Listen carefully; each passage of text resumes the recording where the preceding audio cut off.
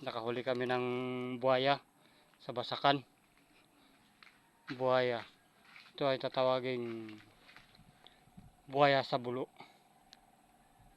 Yun, yan. Nanguha siya ng mga pagong. Yung siluan sa ngayon, pinaplanong yung nakatagapos kay papakuha sa mga taga Bayawak Farm para alagaan. Yan siya guys. Yung mukhang ang timbang nyo, kala mo ahas. Yan siya guys. Bali,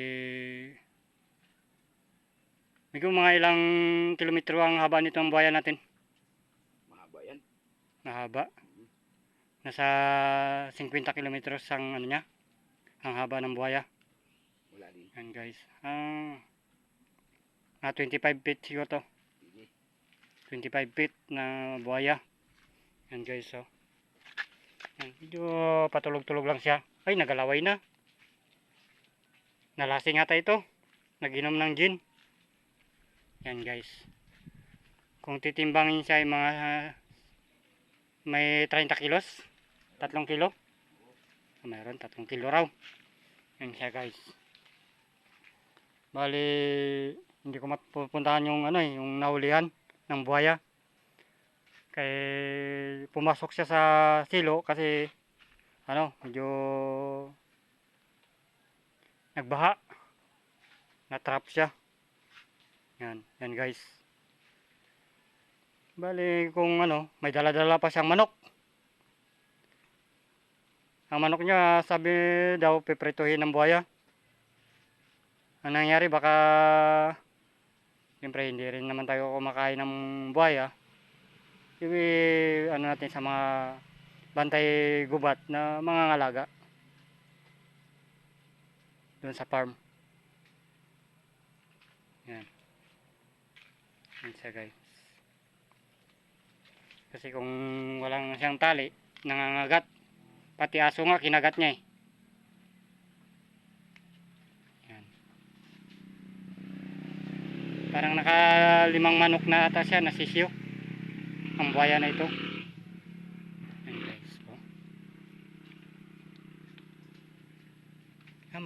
Matalas guys yung ano niya. Yung buntot. Kaya pala pag binakol yung aso, nagaiyak. Yan siya guys. Dito lang yan makikita sa Bagong Sinilangan, Barangay Paglilihi. Yan guys. Ang ilog ata ay mayroong lawak na nakuha niyan ay 5 feet ang lawak niya. Hindi nga nagalinaw eh. Kaya doon pala naninirahan ng buhaya na ito. Yan guys. Kung gusto nyong mapanood ang kanyang susunod na paglipat sa ano, makikilala rin natin sa sunod ang mga ngalaga niyan ng mga bantay gubat. Hindi natin alam kung ibabalik sa kanyang tirahan sa gubat para doon naman siya mamuhay ng mapayapa para maging rest in peace sa kanyang pamumuhay. Nabigyan ng mga pababakunahan pa natin ito. Saka lagyan ng kanyang monitor kung saan siya nakakarating. Yan. Yan guys. Yan. Doon banda yan nakita. Doon nahuli oh. Yan. Yan. Yan guys. Diyan banda. Yan dito na yan sa dulo banda. Yun sa may nyog pala yung silo. Yan. Yun oh, nakikita nyo guys. Yung nagaputi, yan, tubig doon na silo. Yung buhaya. Yan.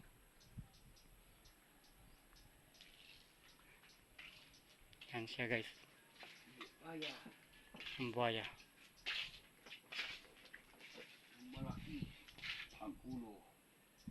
Yan ang magaling magsilo ng buhaya. Paano? Pabunga nga. Nilagyan niya ng kawil.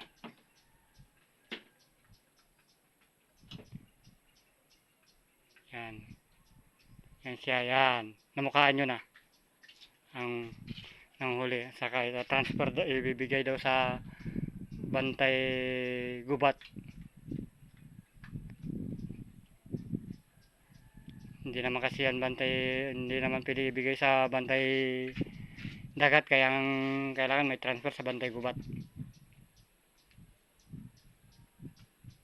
Abangan nyo ang susunod na kabanata pag kasi natawagan na rin yun na ibibigay sa Bantay Gubat ang ating wild animal.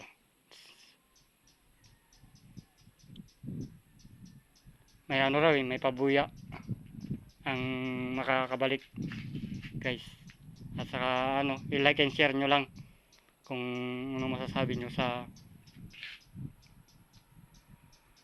sa pag-transfer na saka subaybayan natin ang pag-transfer sa Bantay Gubat. Bukas siguro pupunta ng Bantay Gubat dito. Okay guys, see you and like and share nyo.